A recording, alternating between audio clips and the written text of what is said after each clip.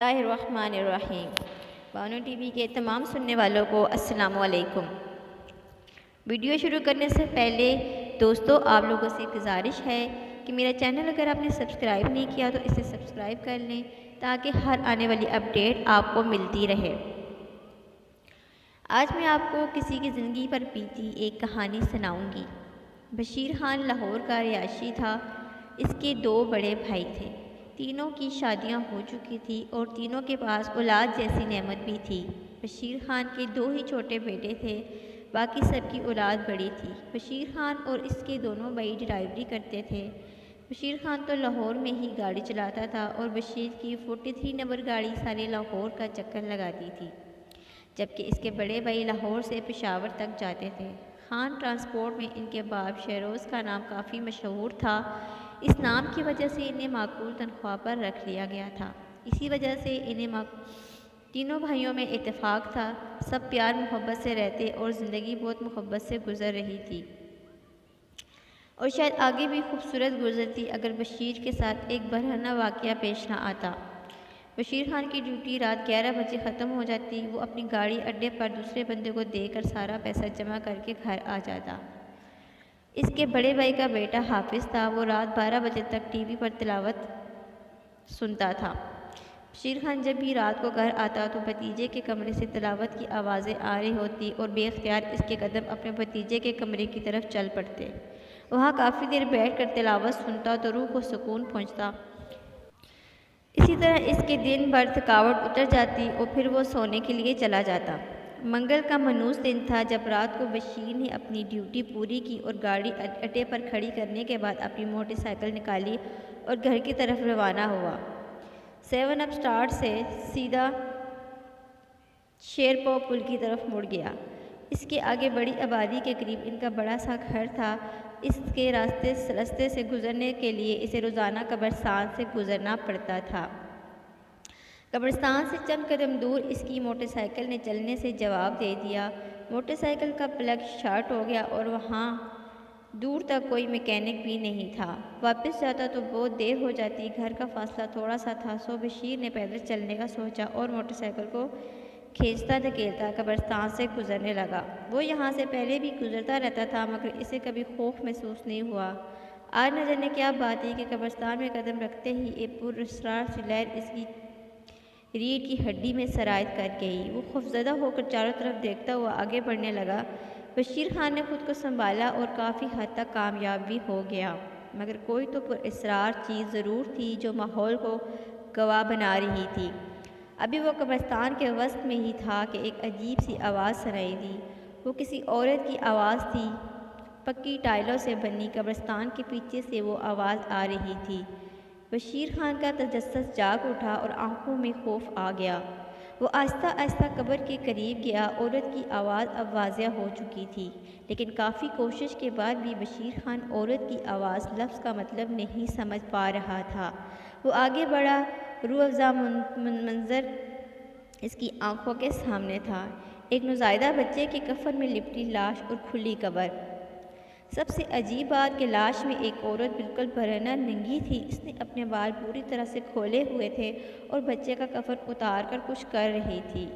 پہلے تو بشیر نے سوچا کہ چپ چاپ یہاں سے کھسک جاؤں، مگر اس کی ضمیر نے اجازت نہ دی۔ وہ عورت اس بچے کی لاش کی بے حرمتی کر رہی تھی۔ ایک مسلمان ہونے کے ناطے بشیر خان کا فرض بنتا تھا کہ وہ اسے روکے۔ بشیر پختونخوا خون جوش میں آیا اور فیصلہ کیا، خواہ یہ عورت کوئی بھی مخلوق کیوں نہ ہو، اسے روکنا ہی ہوگا۔ مگر پہلے وہ دیکھنا چاہتا تھا کہ عورت آخر کر کیا رہی ہے۔ وہ دبے پاؤں قبر کے بالکل پاس آ گیا۔ اس نے دیکھا کہ وہ عورت بچے کو سرما لگا رہی ہے اور عورت نے اپنی انگلی سے ایک بندیا بچے کے ماتھے پر لگائی اور پھر نامعلوم زبان میں کچھ بڑبڑانے لگی۔ پھر وہ بچے کے اور بیٹھ کر ساتھ بھرے پانی کے گڑھے سے اوپر پانی پھینکنے لگی۔ بشیر خان کی سمجھ میں آئی کہ یہ عورت کیا کر رہی ہے۔ بشیر خان نے سن رکھا تھا کہ ایسے عمل سے بے اولاد عورتیں کرتی ہیں تاکہ انہیں اولاد ہو سکے۔ بشیر خان قبر اور سے نکلا اور اس عورت کو بالوں سے پکڑ لیا اور ایک زوردار جھٹکے سے عورت کو بچے کی لاش سے ہٹایا۔ جاہل عورت، یہ کیا شیطانی کام کر رہی ہے تو؟ عورت بدحواس ہو گئی۔ بشیر خان نے ابھی تک عورت کے بال پکڑے تھے۔ مجھے چھوڑ دو، تجھے چھوڑ دوں تاکہ تو پھر یہ گندا کام کرے؟ میں تمہیں خوش کر دوں گی، تم جتنی دولت چاہتے ہو میں تمہیں دے دوں گی۔ مگر بشیر خان نے عورت کی ایک بات بھی نہ پوری ہونے دی کہ پہلے ہی بشیر خان نے عورت کو ایک اور جھٹکا دیا۔ میں تو اب تمہیں تھانے میں ہی چھوڑوں گا۔ تھانے کا نام سن کر عورت کی آنکھوں میں خوف سما گیا۔ ایسا مت کرنا، سارے خاندان میں میری بے عزتی ہو جائے گی۔ عورت نے شبیر کے آگے ہاتھ جوڑے۔ اچھا تو پھر وعدہ کر آئندہ کبھی ایسا گھٹیا کام نہیں کرے گی۔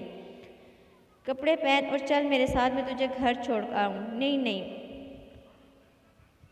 نہیں، میں گھر چلی جاؤں گی۔ تم میرے ساتھ نہ آؤ تو مہربانی ہوگی۔ نہیں، میں تیرے ساتھ تو ضرور جاؤں گا اور تیرے کسی بڑے سے بات کروں گا تاکہ تو آئندہ ایسا قدم نہ اٹھائے۔ اچانک وہ بشیر خان کے قدموں میں جھک گئی۔ بشیر خان نے سمجھا وہ اس کے پاؤں پکڑے گی اور ساتھ نہ آنے کی منت سماجت کرے گی، مگر بشیر خان کے تمام اندازے غلط ہو گئے۔ جب عورت نے جھک کر بشیر خان کے قدموں کے پاس سے گڑا اٹھایا اور کمال کی پھرتی سے اس کے منہ پر دے مارا، بشیر خان نیچے گرا اور ہوش و حواس میں بیگانہ ہو گیا۔ عورت نے پاس پڑے دوپٹے سے اپنا منہ ڈھانپا اور قبرستان سے بائی کی طرف بھاگی۔ سڑک پر جا کر عورت نے ایک رکشہ روکا اور غازی روڈ جانے کو کہا۔ غازی روڈ اتر کر ایک گلی میں داخل ہوئی۔ تھوڑا دور پیدل چلنے کے بعد سیڑھیاں چڑھی اور اوپر فلیٹ میں چلی گئی۔ فلیٹ میں سامنے ایک شخص بیٹھا تھا جس کی عجیب شکل تھی۔ عورت اس کے پاس جا کر بیٹھی اور کچھ کہنے کے لیے منہ کھولا ہی تھا کہ اس شخص نے ہاتھ اوپر اٹھا کر اسے چپ رہنے کا اشارہ کیا۔ میں جانتا ہوں سکینہ، تم اپنے مقصد میں کامیاب نہیں ہو سکی، بس تم کالی طاقتوں کا شکر ادا کرو کہ انہوں نے کوئی ٹھوس قدم نہیں اٹھایا، ورنہ عمل کے روکنے سے تمہاری جان کو خطرہ بھی ہو سکتا تھا، اور یہی تمہارا پہلا عمل تھا جس کے خلاف کالی طاقتیں کچھ نہ کر سکی۔ اب میں کیا کروں آپ بتائیں؟ اب تمہیں کچھ بھی کرنے کی ضرورت نہیں۔ جس کام کو اس مراد نے روکا ہے اب یہی کام کرے گا۔ تمہارا عمل ضرور پورا ہوگا، اور اگر کالی طاقتوں نے چاہا تو تمہیں خود اولاد ملے گی، لیکن تم روزانہ کی طرح ہمیشہ مجھے خوش کرو۔ تو آخری الفاظوں پر اس شیطانی آدمی کے ہونٹوں پر ہو سی مسکراہٹ تھی۔ مجھے اولاد کے لیے جو کچھ کرنا پڑے گا میں کروں گی، سکینہ نے مضبوط لہجے میں کہا۔ وہ آدمی اٹھا، چٹائی بچھائی اور دروازہ بند کیا اور دونوں راز و نیاز میں گم ہو گئے۔ بشیر ہوش میں آیا تو وہ عورت جا چکی تھی اور نہ جانے پتہ نہیں کتنی دیر وہ قبرستان میں بے ہوش پڑا رہا۔ گڑھے کی ٹھیکری نے اس کے سر کو بہت گہرا زخم دیا تھا۔ بشیر نے گھر جانے کا ارادہ کیا، مگر جانے سے پہلے اس نے بچے کو دفنا دیا۔ گھر آ کر وہ سیدھا اپنے بھتیجے کے کمرے میں گیا جو اس وقت تلاوت قرآن پاک سن رہا تھا۔ پھر تھوڑی دیر بعد وہ اٹھ کر سونے کے لیے چلا گیا، کیونکہ صبح اسے جلدی اٹھنا تھا اور وہ موٹر سائیکل بھی ٹھیک کروانی تھی۔ 4-5 دنوں میں یہ واقعہ اس کے ذہن سے ختم ہو گیا، مگر جب بھی چھٹی کے وقت قبرستان سے گزرتا تو اسے وہ عورت یاد آ جاتی تھی۔ وہ یہ سوچ رہا تھا کہ اس نے عورت کو بھگا دیا، بس اب ختم ہو گئی، مگر اس کی زندگی کا سب سے بھیانک حصہ تو اب شروع ہونے والا تھا، جب سے وہ لا علم تھا۔ منگل کا دن پھر آ گیا اور ڈیوٹی سے آ کر بشیر گھر میں داخل ہوا، تھوڑی دیر تلاوت سنی اور پھر اپنے کمرے میں سونے کے لیے چلا گیا۔ اس کی بیوی اور بچے حسب معمول سو چکے تھے اور وہ بھی سو گیا۔ رات نہ جانے کون سا پہر تھا جب وہ اٹھا اور اس نے اپنے بستر کی طرف دیکھا۔ اس کا اپنا ہی ہم شکل وہاں سو رہا تھا۔ وہ باہر نکلا اور خود بخود اس کے قدم زمین سے اٹھ گئے۔ وہ اڑتا ہوا ایک قبرستان میں پہنچا اور وہیں کوئی اور ہی قبرستان تھا۔ ایک چھوٹی سی قبر کے پاس وہ اترا۔ وہ غیر ارادہ طور پر ہاتھوں سے قبر کھودنے لگا۔ قبر گیلی اور تازی تھی۔ چند لمحوں میں ہی قبر کھودنے کے بعد ایک بچہ اس کے ہاتھوں میں تھا۔ اس نے بچے کی لاش کو ایک طرف رکھا اور قبر کو بڑی مہارت سے بند کر دیا۔ بچے کو اٹھایا اور پھر سے اڑنے لگا۔ نہ جانے کون سی جگہ تھی، سیڑھیاں اوپر جا رہی تھی۔ اس کے کانوں میں کوئی کہہ رہا تھا، سیڑھیاں چڑھ کر اوپر آ جاؤ۔ وہ اوپر چلا گیا اور اندر جا کر اس نے ایک شخص اور ایک عورت کو دیکھا۔ وہ شخص اسے دیکھ رہا تھا، مگر عورت نظروں سے بشیر خواب اوجھل تھا۔ عورت پر نظر پڑتے ہی بشیر خان ٹھٹک گیا۔ وہ کچھ کہنا چاہ رہا تھا، مگر کوئی عجیب طاقت اسے اپنے قبضے میں کیے ہوئے تھی۔ اس بچے کو لے جاؤ اور اپنا عمل پورا کرو، اس شخص نے بچے کی طرف اشارہ کرتے ہوئے عورت سے کہا۔ تو عورت ایک کونے میں بنے کمرہ نما کوٹھری میں بچے کو لے کر چلی گئی۔ تم چلے جاؤ، اب جب تمہاری ضرورت ہوگی بلا لیا جائے گا، تمہارا جسم تمہارا انتظار کر رہا ہے۔ بشیر خان اس شخص کی بات سن کر کمرے سے نکل گیا۔ اس کی آنکھ کھلی تو وہ بہت خوفزدہ ہوا، نہ جانے کیسا خواب تھا یہ، بشیر خان نے سوچا اور حالات کا جائزہ لینے لگا۔ صرف 6 مہینے اور تمہیں یہ عمل کرنا ہوگا اور پھر دیکھنا ضرور تمہیں اولاد ہوگی۔ ناگزیر بابا نے سکینہ سے کہا جو ابھی ابھی بچے پر عمل کر کے نکلی تھی، مگر آپ نے کہا تھا کہ یہ عمل وہ شخص ہی کرے گا، مگر یہاں تو اچانک یہ بچہ آ گیا، وہ شخص کیوں نظر نہیں آیا؟ یہ سب تم نہیں سمجھ سکتی سکینہ، انسان جب سوتا ہے تو روح اس کا ساتھ چھوڑ دیتی ہے، اور ہم نے بشیر خان کی روح کو قابو میں کر لیا۔ اب وہ ہر منگل ہمیں کوئی نہ کوئی بچہ دے دیا جائے گا اور وہ یہی سمجھے گا کہ یہ سب خواب ہے۔ اب تم اس بچے کی لاش کے ٹکڑے کرو اور اگلے منگل تک تم نے یہ گوشت کھانا ہے۔ جاؤ اب اپنے گھر اور اپنا کام کرو۔ سکینہ نے جلدی سے بچے کو شاپنگ بیگ میں ڈالا اور اپنے گھر چلی گئی۔ انسان اور شیطان کی جنگ ازل سے جاری ہے اور آخر تک جاری رہے گی۔ شیطان کے مقابلے میں وہی آتا ہے جس کا ایمان کمزور ہوتا ہے، اور سکینہ کا شمار بھی کمزور ایمان والی عورتوں میں ہوتا تھا۔ سکینہ کا حامد اشتیاق بہت ہی نیک صرف آدمی تھا۔ اشتیاق والدین کا اکلوتا بیٹا تھا اور وہ پوش ایریا میں ایک شاندار کوٹھی میں رہتے تھے۔ سکینہ کی ساس سسر بھی بہت اچھے تھے۔ اس کی ساس روایتی ساسوں سے بالکل الٹ تھی، مگر پوتے پوتی کی آس اسے نہیں ہوتی، اور وہ بھی جب